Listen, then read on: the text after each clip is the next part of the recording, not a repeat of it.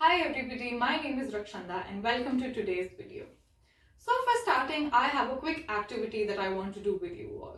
So on your screen here, you'll see a flowchart wherein the word choice is in the center and is highlighted. So let's think about a choice that you're gonna have to make eventually. Maybe the subjects that you'll have to choose. So let's think about all the different factors that are going to influence your choice. Maybe the subject that your friends are going to take. Maybe what your parents want you to do. Maybe the teachers that you have. Maybe your interest. Maybe your career prospects. How much money can you earn after taking those subjects. And maybe it is also about how many marks you have been scoring so far. So if you take a moment to think about all of that, you'll realize that there are so many factors that you have to take into account. And even after doing that, can you truly be sure that you're going to be satisfied with the choice that you've made? Or will there be a little bit of regret that might come later on? Can we truly ever figure that out? So this activity brings us to today's topic, wherein we will be covering a beautiful poem by Robert Frost.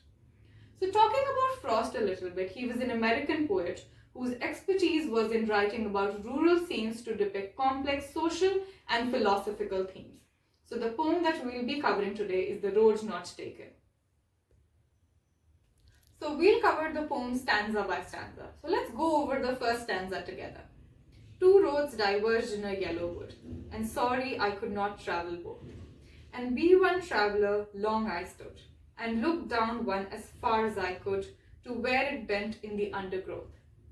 So the first thing that comes to our mind after reading the first stanza is a beautiful vivid image of a forest, where two roads are diverging. So this brings us to the first literary device used, which is imagery. So imagery is a literary device used by a poet or an author to create a mental image in the reader's mind. Here we can easily visualize the two roads. Now what is Frost talking about? He is essentially talking about the activity that we just did.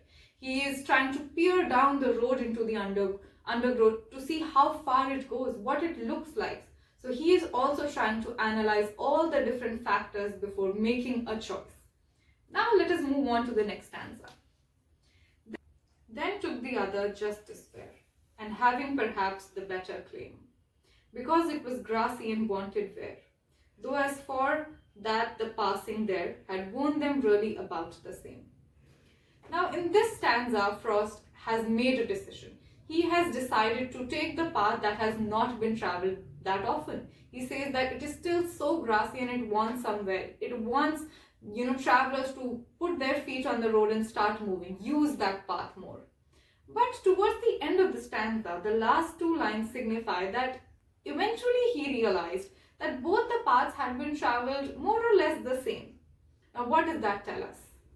It can tell us that the fact that no matter what decision we make, there has been a time in the past and there will come a time in the future where somebody makes the same choice as us.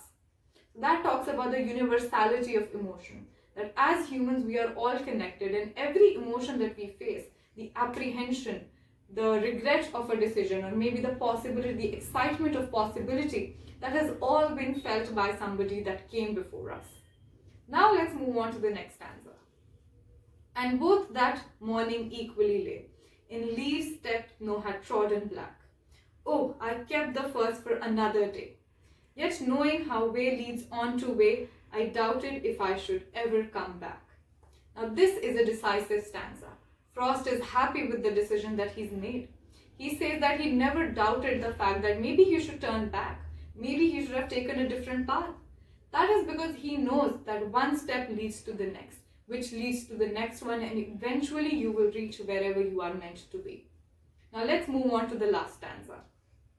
I shall be telling this with a sigh. Somewhere ages and ages hence, two roads diverged in a wood, and I took the one less travelled by, and that has made all the difference.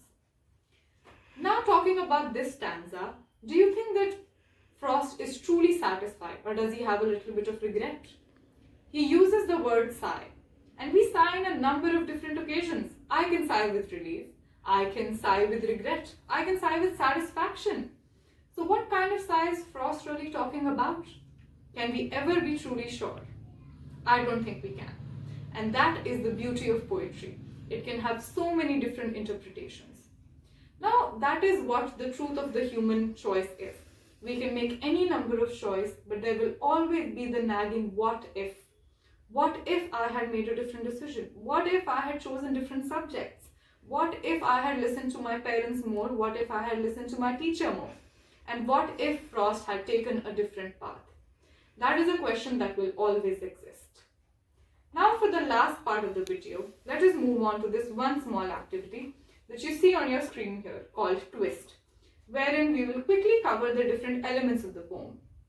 So the T stands for tone, and the tone of this poem is contemplative, it is reflective in nature, and we can say nostalgic.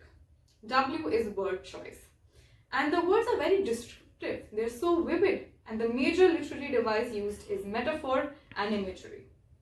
Now I is imagery, it is a highly visual poem, you can easily visualize the forest, and the style, which the S stands for, it is 4 stanzas and has a clear rhyme scheme. And the theme of the poem is that people are always confronted with making choices in life, and you can never be truly sure whether you are going to be satisfied or not. So I hope this video gave you some clarity, and thank you so much for watching.